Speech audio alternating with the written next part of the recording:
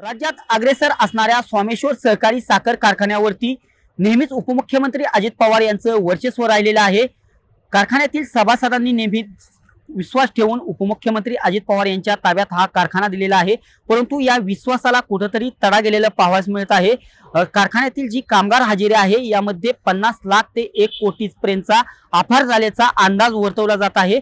कारखान्याचे चेअरमन पुरुषोत्तम जगताप यांनी गेल्या महिन्यात एक प्रसिद्धी पत्रक काढलं होतं आणि या प्रसिद्धी पत्रकात जो कोणी अपहार केलेला आहे यांच्यावरती गुन्हा दाखल करण्यात येतील अशी देखील माहिती दिली होती। मात्र यावरती कोणत्याही स्वरूपाची अजून देखील कारवाई करण्यात आलेली नाही। आज कारखान्याच्या प्रशासनाशी संपर्क साधला असता जी कामगार हजेरी संदर्भातला जो अपहार झालेला आहे ही सर्व माहिती साखर आयुक्त कार्यालयाला देण्यात आलेली आहे आणि जी पुढील चौकशी साखर आयुक्त कार्यालय करणार आहे आणि जो कोणी यामध्ये दोषी आहे यावरती कारवाई करण्यात येणार आहे, कारण त्याचं ऑडिट होऊन त्यावरती कारवाई होणार आहे। कारखान्यातील सभासदांचा उपमुख्यमंत्री अजित पवार यांच्यावरती मोठा विश्वास आहे, अपेक्षा आहेत। जो कोणी यामध्ये अपहार केलेला आहे त्यांचा नक्कीच चौकशी होईल आणि त्यांच्यावरती कारवाई होईल असा सभासदांना अपेक्षा आहे।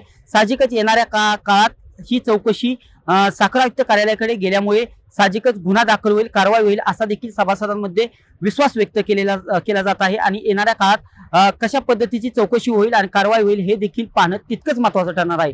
दीपक कापडे, TV9 मराठी, बारामती।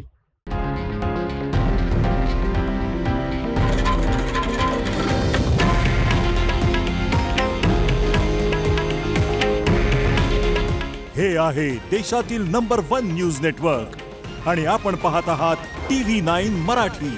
काळजी तुमची, हित महाराष्ट्राचं।